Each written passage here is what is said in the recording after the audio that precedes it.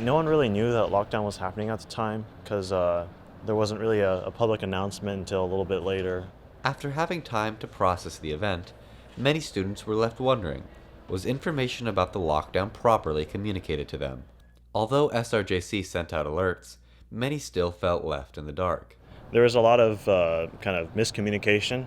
It's not like we check our email all the time, so we didn't really know the lockdown was happening until quite a ways after. And by that time, we already knew that it was at Ridgeway, and it was kind of known what all the factors were. But I was going to my car. Some professors said it was dangerous for me to be outside and had me come into their classroom to seek refuge, I guess. And so I ended up staying in some unknown classroom for a couple hours, however much time it was before the lockdown was lifted. Others seem to suggest that it wasn't only the students who weren't provided with enough information.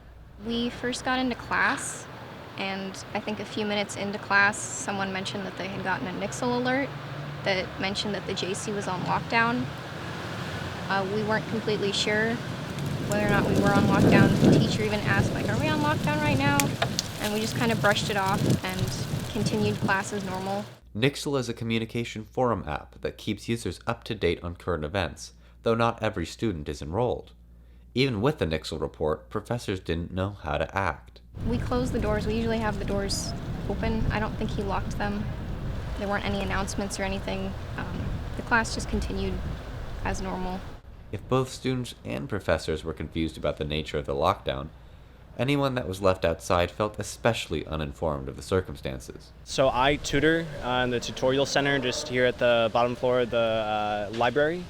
And I stepped outside and trying to get back into the library, it was the doors were locked. I definitely think there was a bit of a lapse in communication. I did feel that their response was a little late. Like when I was finally let back into the tutorial center, it was about 10-15 minutes later where there was an announcement that there was an active shooter and that we were on lockdown.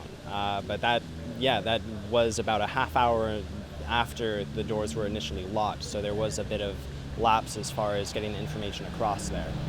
Going forward, students hope for and expect improvement. So yeah, I definitely think they could have done it a bit better, been a bit more rapid as far as getting the information across faster. This is Daniel Oliva of Journalism 55.